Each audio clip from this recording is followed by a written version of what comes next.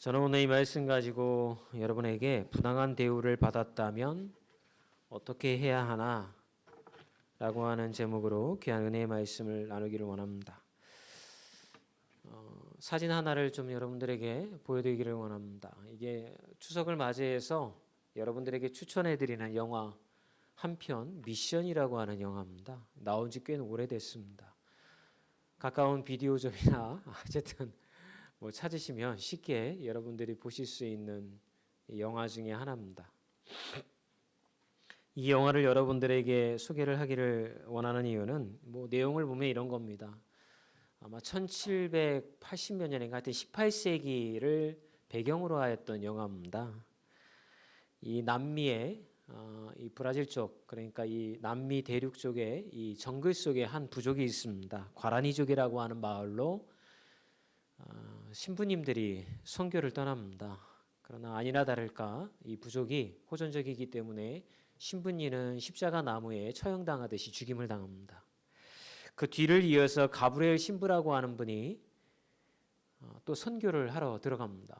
아마 그 음악을 여러분들이 다 아실 거예요. 이 영화의 포스터는 잘 모르시지만 따라라라라라고 하는 그런 악기를 통해서는 선율이 있는데 기억을 하실 겁니다. 근데 이분이 가가지고 이제 선교를 하는데 지금 포스터에 나온 이 주인공은 그 당시에 노예 상인이었습니다. 그런데 이 사람이 어떤 사건으로 인하여서 사형수가 되죠. 그러다가 사실은 이 과라니족의 이 원주민들을 잡아다가 노예로 팔았던 사람인데 자기의 삶을 속죄하는 마음으로 이 선교사님에게 감화를 입어서 선교사가 되기를 마음먹습니다. 그래서 자기가 그동안 자기의 삶에 항상 함께하였던 무기를 뒤에다가 이렇게 그물로 싸고 자기 몸에 묻고 고행하는 심정으로 이 가브리엘 신부님을 따라서 이 가라니족을 찾아가죠.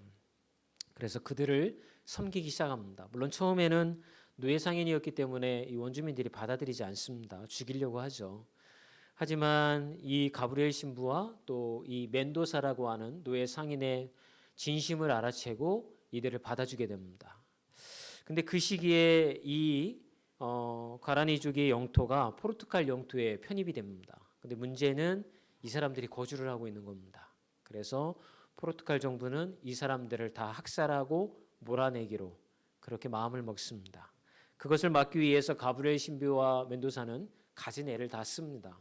그들에게 선교를 하고 또 성가를 가르칩니다. 그리고 바이올린과 악기를 가르칩니다. 그리고 그 아이들과 이 마을 원주민들을 데리고 추기경을 찾아가서 하나님을 예배하는 성가를 부르게 합니다. 그러면서 이렇게 얘기를 합니다. 이들도 하나님이 창조하신 영혼이 있는 사람들입니다. 이들은 짐승이 아닙니다. 이들을 보호해 주어야 합니다. 그러나 이들의 노력에도 불구하고 포르투갈 정부는 군대를 파견하여서 이 마을을 쓸어버리게 됩니다. 이제 선택의 순간에 놓이게 되어집니다. 멘도자는 그들과 맞서 싸워서 이 마을을 지켜야 한다고 주장을 합니다. 몇몇 신부도 이 멘도자의 주장에 동의를 해서 중간중간에 무기를 설치를 하고 사람들을 훈련시킵니다. 그러나 가브리엘 신부는 비폭력을 주장을 합니다. 비록 우리가 죽더라도 절대 맞서 싸워서는 안 된다고 주장을 합니다. 마침내 결전의 날이 다가옵니다. 군대가 포를 쏘고 총을 쏘면서 마을로 들어옵니다. 수많은 사람들이 대응을 하여서 싸웠지만 그들의 상대가 되지 못하고 죽임을 당하게 됩니다. 멘도자도 총에 맞아서 쓰러집니다. 그때쯤 모든 것을 포기할 때쯤 가브리엘 신부는 십자가를 앞에 세우고 뒤에 아이들을 세우고 성가를 부르면서 행진을 합니다. 멘도자는 끝까지 머리를 들고 그 광경을 지켜봅니다. 과연 하나님이 지켜주실까? 하나님이 저들의 노력을 가상히 여기실까? 그러나 결과는 참혹합니다. 폭격과 총탄에 아이들과 가브리엘 신부도 죽음을 맞이하게 됩니다. 그리고 마지막에 이제 모든 전쟁이 끝난 후에 도망친 그 원주민들은 죽었던 가브리엘 신부를 십자가 나무에 매달아서 이 강가에 뛰어보내고 폭포에서 떨어뜨립니다. 그들이 가지고 있었던 신앙에 이 폭포의 끝에는 천국이 있다라고 믿었기 때문에 그와 같은 의식을 치른 것이죠. 이 영화가 주는 우리에게 도전은 이런 겁니다. 비폭력과 폭력, 억압과 이런 상황에서 과연 그리스도인들은 무엇을 선택을 해야 하는가라고 하는 질문을 우리에게 던집니다. 지난 코로나 시기 동안 코로나 방지를 위하여서 예배 금지를 당하였던 시기가 있었습니다. 그때 많은 사람들이 서로 엇갈렸습니다. 정부가 하는 그런 정책에 순종해야 된다라고 이야기하는 사람들도 있었고, 예배를 방해하는 것은 어떠한 것도 막을 수 없다. 그래서 예배를 강행해야 된다라고 대정부 투쟁에 나섰던 목사님들과 교회들도 있었습니다. 크게는 그런 일들이 벌어지지만 작게는 우리는 사회에서 억압과 또한 부당한 대우를 많이 당합니다. 직장에서 갑질을 많이 당하게 되죠. 사회생활을 하면서도 여러 가지 힘이 있는 사람들에게 부당한 대우를 당하게 되어집니다. 보통 부당한 일을 당하게 되면 두 가지 방법을 택하게 됩니다. 첫 번째는 낙심하는 것입니다. 이런 악한 구조 안에서 내 스스로 아무것도 할 수가 없기 때문에 낙심하는 것입니다. 두 번째 방법은 복수하는 것입니다. 부당한 대우에 대해서 부당하다라고 말하고 저항하고 싸우는 것입니다. 이미 여러분의 마음에는 이런 부당한 대우를 받았을 때에 어떻게 해야 할지 답이 정해져 있죠? 그렇죠? 여러분 어떻게 하셔야 됩니까? 대부분은 가능하다면 싸워서 부당한 대우를 받지 못하도록 만들어야 된다라고 하는 마음이 있습니다. 아마 대부분의 사람이 이 방법이 옳다고 생각하고 있을 것입니다. 그렇다면 여러분, 부당한 일을 당했을 때 그리스도인들은 어떻게 해야 될까요? 과연 성경은 그러한 것에 대하여서 어떠한 지침을 우리에게 주고 있을까요? 오늘 베드로서의 말씀들을 통하여서 부당한 일을 당했을 때에 그리스도인들이 선택해야 할 길에 대해서 여러분들과 함께 고민해 보기를 원합니다. 첫 번째 베드로전서의 베드로는 부당한 일을 당하였을 때 순종하라고 명령합니다. 베드로전서 2장 13절에서 14절 말씀을 우리 함께 읽어보겠습니다. 인간의 모든 제도를 주를 위하여서 순종하되 혹은 위에 있는 왕이나 혹은 그가 악행하는 자를 징벌하고 선행하는 자를 포상하기 위하여 보낸 총독에게 하라. 베드로서만 이렇게 얘기하는 것은 아닙니다. 우리가 앞에 말씀을 준비하지 않았지만 로마서 13장 1절의 말씀을 한번 찾아볼까요?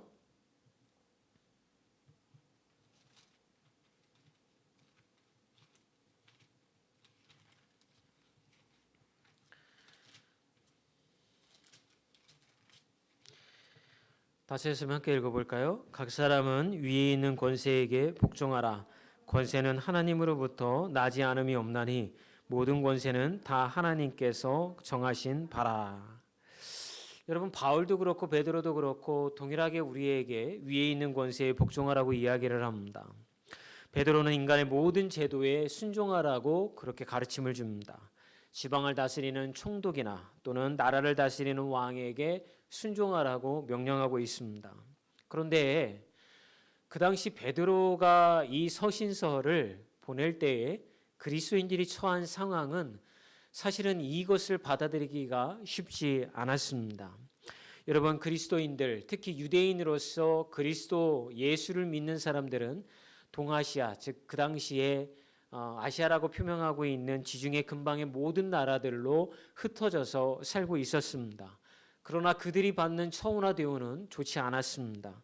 어떤 사람들은 핍박받았고 고향을 등져야 했습니다. 감옥에 들어갔고 노예로 팔려가는 신세가 되었습니다. 그들은 고용주들에게 학대당하면서 행정당국에게 부당한 대우를 받았습니다. 인권이란 말은 이미 존재하지 않았습니다. 그런 그들에게 베드로가 위에 있는 제도에 순종하고 너희들이 섬기는 주인에게 부당한 대우를 받아도 순종하라고 하는 명령을 하였을 때에 과연 이 서신서를 받아들었던 그리스도인들은 어떠한 마음이 들었을까요? 그 중에는 받아들이는 사람들도 있었을 테고 말이 안 된다. 아무리 하나님의 사도이지만 우리의 현실을 너무나도 모르는구나. 우리가 어떤 고난을 받고 있는데 이러한 것을 받아들이라고 이야기하고 있는가라며 불만을 가진 사람들도 있었을 것입니다. 얼마나 베드로가 이야기하는 것이 터무니없게 들렸겠습니까? 그러나 베드로는 거기서 그치지 않고 오히려 범위를 좁혀서 당시에 그리스도인들의 삶에 이 명령까지 덧붙이는데 2장 18절의 말씀입니다. 같이 읽어볼까요? 사원들아 범사에 두려워함으로 주인들에게 순종하되 선하고 관용하는 자들에게만 아니라 또한 까다로운 자들에게도 그리하라. 여러분, 좋게 대해주는 주인들에게만 순종할 게 아니라 너희들을 핍박하고 부당한 대우를 하고 너희들을 못살게 굴고 그런 주인에게도 순종하라고까지 베드로가 자세한 지침을 명령하고 있는 것을 볼 수가 있습니다. 여러분, 오늘날의 상황에 이 말씀을 적용해 보면 직장에서 좋은 상사만 있는 게 아니죠. 직장 생활을 해 보면 무능력하고 게으르면서도 부당한 지시를 하고 밑에 직원의 공로를 가로채고 자기의 진급을 위해서 밑에 직원을 희생시키고 이런 상사들도 많지 않습니까? 그런데 그런 이기적인 상사에게까지도 순종하라고 하는 명령을 베드로가 내리고 있는 것입니다. 참 어려운 일이죠. 요즘 같은 세상에 여러분 이렇게 살면 어떻게 됩니까? 호구되는 겁니다. 바보 취급받는 것입니다. 그래서 이 말씀을 우리가 살아가는 시대에 적용하는 게 참 쉽지 않다는 것도 저 설교하는 저 자신도 느껴집니다. 하물며 저도 그런데 말씀을 듣는 여러분의 마음이 어떻겠습니까? 직장을 때려치고 싶지만 목구멍이 포도청이라 그렇게 할 수도 없고 이를 갈고 분노에 휩싸이면서 직장 생활을 하는 것이 대부분의 직장인들의 어떤 고뇌이기도 하는 것이죠. 그런데 베드로는 강력하게 문장 그대로 그것에 순종해야 한다라고 이야기하고 있는 것입니다. 여러분들이 아시는 것처럼 로마 제국은 그리스도인들에게 호의적인 제국이 아니었습니다. 그 당시 황제였던 네로는 그리스도인들에게 잔인하기로 유명한 사람이었습니다. 예수를 믿는다는 이유만으로 부당한 대우를 받았고 또 사자의 밥이 되었고 온 가족이 다 죽임을 당하는 그런 상황 가운데 놓여져 있었습니다. 그런데 어떻게 그런 정부에 순종하라고 베드로가 이야기할 수 있단 말일까요? 여러분, 오히려 차라리 이렇게 얘기했다라고 한다면 그리스도인들이 더 마음에 와닿지 않았을까요? 여러분, 무기를 드십시오. 싸우십시오. 여러분의 신앙을 방해하는 이 네로 제국은 하나님이 세운 정부가 아닙니다. 그러므로 여러분 하나가 되어서 무기를 들고 이 제국을 전복시켜야 됩니다. 쿠데타를 일으키고 기독교가 주인 되어지는 나라를 이 땅 가운데 세웁시다 라고 베드로가 한마디만 했다고 한다면 전 세계에 퍼져 있었던 그리스도인들은 하나가 되고 무기를 들어서 로마 제국에 대항했을 것입니다. 그런데 베드로는 그런 얘기를 하지 않습니다. 그 당시 로마 제국의 노예 인구가 6천만 명이었다라고 합니다. 3분의 2가 로마 제국의 인구의 3분의 2가 노예였습니다. 그들은 못난 사람들이 아니었습니다. 각 나라에서 엘리트들이었고 똑똑한 사람들이었습니다. 그런 나라들을 침공하여서 노예로 잡아왔고 가장 외모가 빼어나고 똑똑한 사람들을 자기들의 노예로 끌고 왔습니다. 그리고 노예를 가정 교사로 삼아서 자기의 자녀들을 전적으로 맡길 정도로 노예들 중에는 뛰어난 사람들이 매우 많았다고 합니다. 여러분, 이들의 노예로 끌려왔던 이들의 삶은 어떤 주인을 만나느냐에 따라서 삶이 완전히 달라졌습니다. 좋은 주인을 만나면 삶이 평탄했지만 악독한 주인을 만나면 처참한 삶을 살아야 했습니다. 그런데 베드로는 그들에게 좋은 주인뿐만이 아니라 악한 주인에게도 순종하라고 명령하고 있는 것입니다. 왜 순종해야 할까요?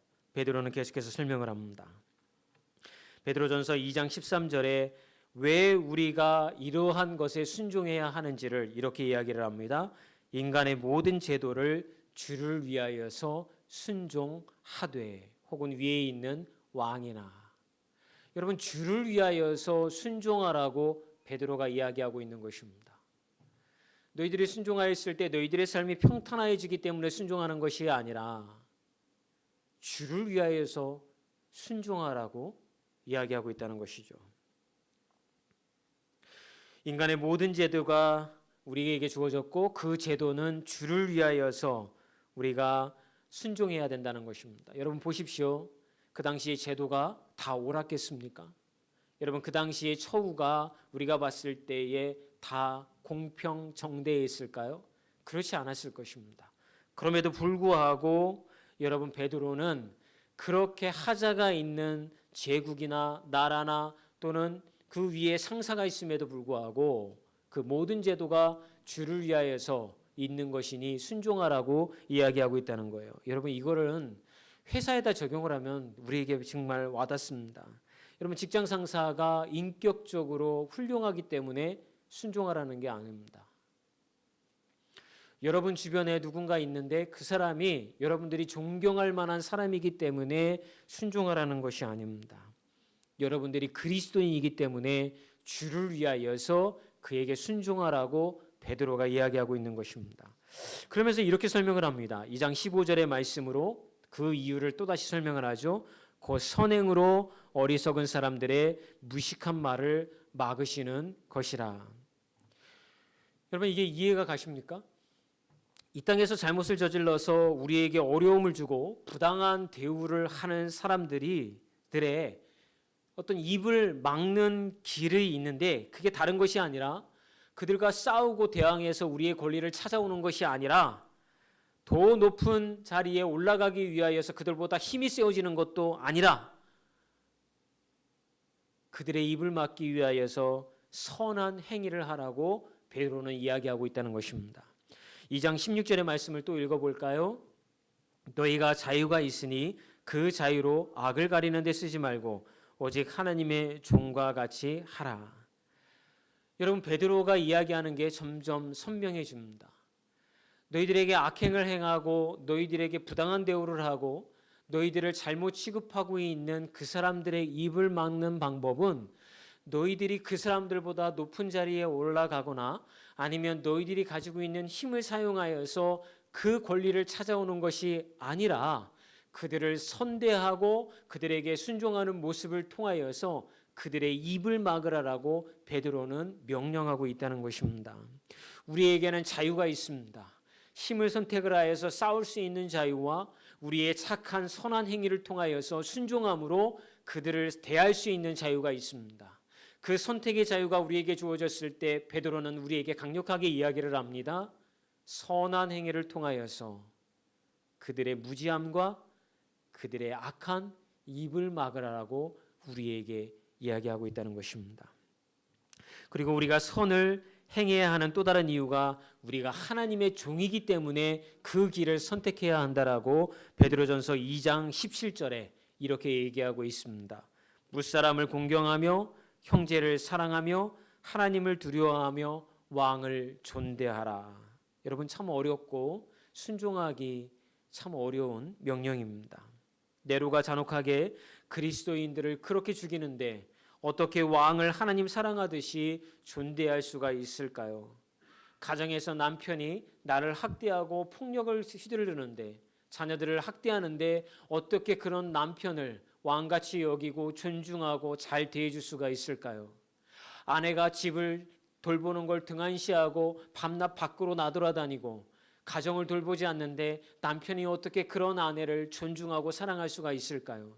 직장에서 상사가 존중할 수도 없고 그를 사랑할 수도 그를 어떻게 대우할 수도 없는 그런 직장 상사인데 어떻게 그 직장 상사에게 부당한 대우를 받으면서 순종하고 바보처럼 호구처럼 그런 생활을 할 수가 있을까요? 그 모든 결말을 우리에게 베드로는 이렇게 얘기를 합니다. 당신이 바로 하나님의 사람이기 때문에, 여러분, 당신이 바로 하나님의 사람이기 때문에 주를 위하여서 그 길을 선택하라고 베드로는 부탁하는 것이 아니라 강하게 명령하고 있다는 것입니다.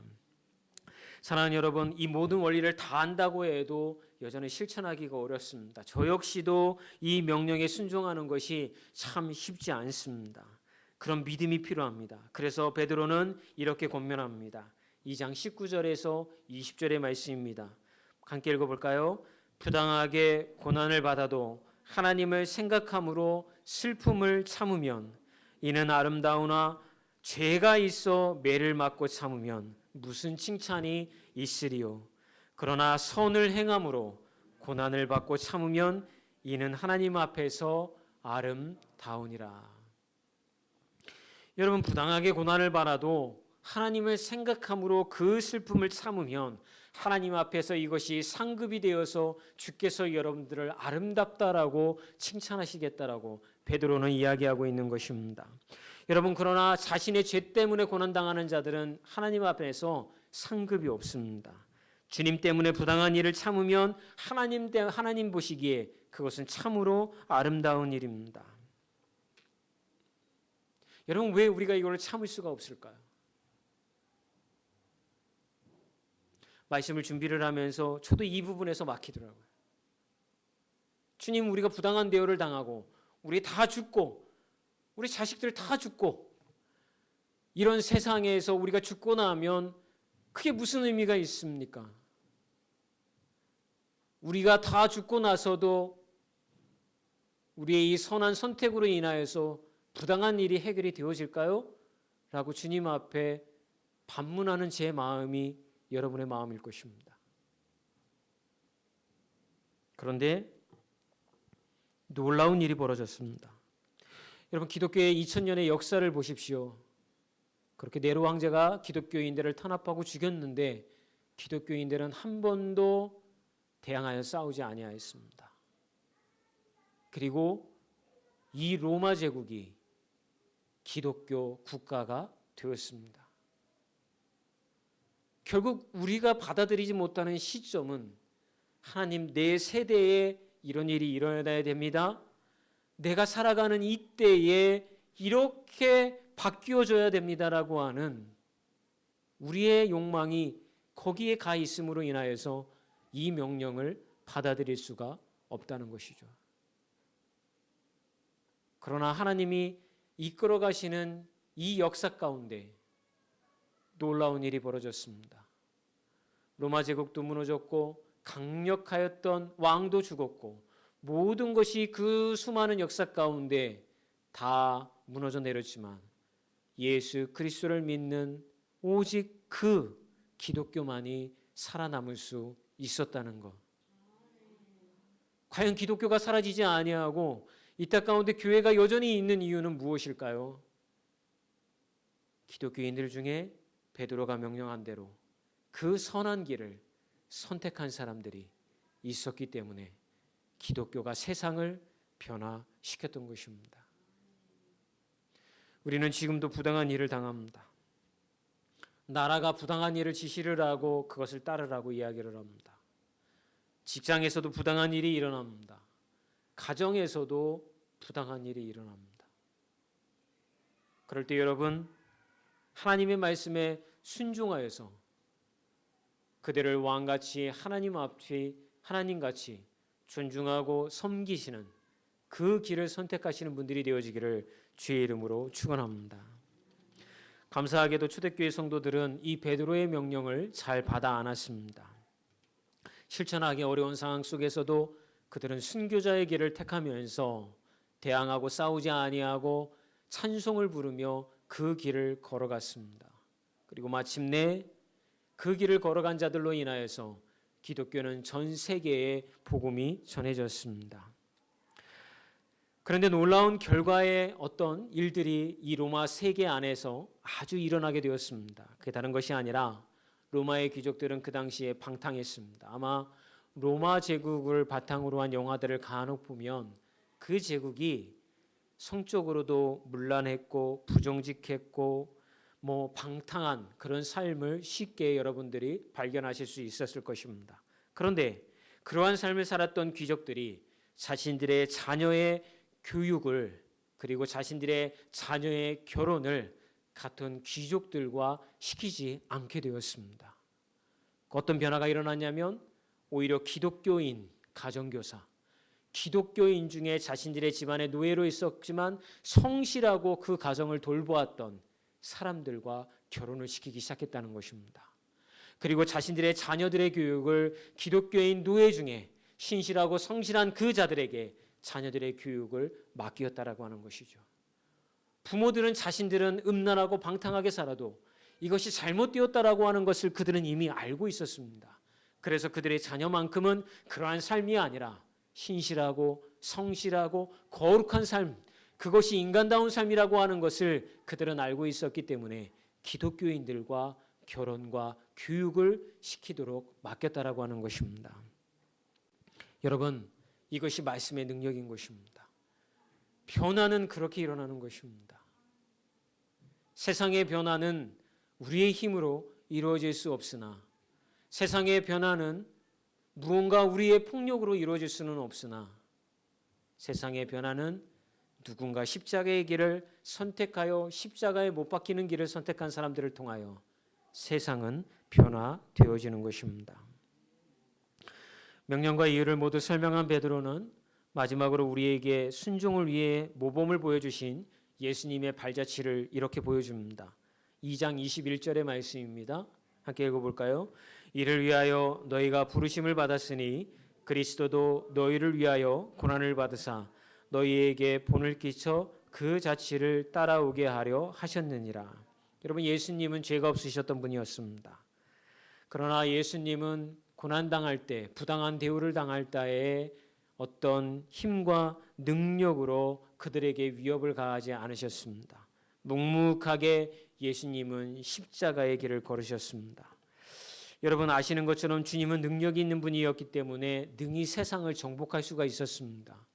여러분 말씀 한마디로 바다와 파도와 바람을 잠잠케 하시는 능력 있는 하나님, 죽은 자도 다시 살아 일으키시는 그 하나님이 이 세상을 정복하려고 마음 먹었다고 한다면, 이 세상을 하나님 나라로 말씀 한마디로 바꾸시기를 원했다고 한다면, 로마 제국을 무너뜨리고 그 당시에 이스라엘을 지배하고 있었던 잘못된 그런 왕들을 무너뜨리기를 원하셨다고 한다면 한마디만 하셨으면 됐습니다. 사람들을 불러 일으킬 것도 없고 하나님이 한마디만, 예수 그리스도께서 하나님께 한마디만 하셨으면 이 세상은 완전히 전복되어지고 하나님의 나라가 이 땅 가운데 이루어졌을 것입니다. 그런데 예수님은 그 길을 택하시지 않습니다. 무기력한 길, 능력 없는 길, 처참한 길, 피 흘리는 길을 택하십니다. 그리고 십자가에 매달려 그렇게 죽음을 맞이하십니다. 그리고 3일 후에 죽음을 이기시고 부활하십니다. 그리고 예수님이 걸었던 그 길을 통하여서 이 세상 가운데에 그리스도를 전하는 자들이 사명을 가지고 길을 걷기 시작을 합니다. 여러분 오직 사랑과 은혜만이 사람을 바꿀 수 있고 영혼을 바꿀 수가 있는 것입니다. 아마 명절을 맞이하여서 가족들도 만나고 인근의 여러 사람들을 오랜만에 보셨을 것입니다. 그 중에는 교회 다니지 아니하고 때로는 교회를 다녔지만 지금은 쉬고 있는 분들도 계실 것입니다. 과연 그들에게 우리가 예수님을 믿으라고 이야기할 수 있는 힘과 능력은 무엇일까요? 예수 믿어야 돼. 교회 가야 돼. 그래야 우리 천국에서 만나지. 뭐 이런 얘기도 할 수 있고, 그래야 복 받지. 이런 얘기도 할 수 있지만, 과연 여러분들의 가족과 여러분 주변 사람들을 만났을 때 여러분 최선을 다하여서 그들을 섬기셨습니까? 여러분 우리는 어느 자리에 있든지 간에 예수 그리스도를 믿는 그리스도인들입니다. 우리는 사랑을 그리고 은혜를 베풀어야 하는 존재에 하나님의 영광을 위하여서 살아야 하는 존재들입니다. 그 길은 힘겹습니다. 자존심도 무너지고 자존감도 무너지고 남들에게 무시당하는 인생일 수도 있습니다. 그러나 그 자리에서 여러분들이 사랑을 선택하는 순간 영혼은 변화되어지고 십자가의 영광이 나타내어질 것입니다. 이제 9월이 접어들었고 어느덧 이제 2022년도 하반기를 향해서 우리가 걸어가고 있습니다. 지금 마음 가운데에 추수감사절이 이제 다가올 때에 우리가 지금부터 기도하여서 한 영혼이라도 주님께 인도하고픈 그런 도전적인 마음들이 생깁니다. 여러분 그 사람들을 어떻게 교회로 모시고 올지 가진 방법을 다 교회들이 동원할 것입니다. 상품을 준다고 그러고 뭐 여러 가지 어떤 잔치도 열고 뭐 많은 것들을 준비를 할 것입니다. 그런데 그렇게 온다고 해서 그 사람들이 예수님을 믿는 일들이 잘 벌어질까요? 한 번 올 수는 있지만 그 발걸음이 예수님께 인도되기는 사실은 쉽지 않다는 것을 우리는 이미 경험으로 알고 있습니다. 그렇다고 한다면 우리에게 남아있는 마지막 선택지는 이 기간 동안 최선을 다해서 우리는 그 사람을 섬겨야 될 줄 믿습니다. 그 사람을 섬기고 존중하고 남편을 교회에 데리고 오고 싶다고 한다면 마치 왕을 대하듯이 남편을 대하고 아내를 교회로 모셔오고 싶다고 한다면 여러분 안에 있는 모든 사랑으로 아내를 섬기고 여러분의 자녀를 교회로 데리고 오고 싶다고 한다면 여러분 나에 남겨져 있는 모든 사랑으로 자녀를 섬겨야 됩니다.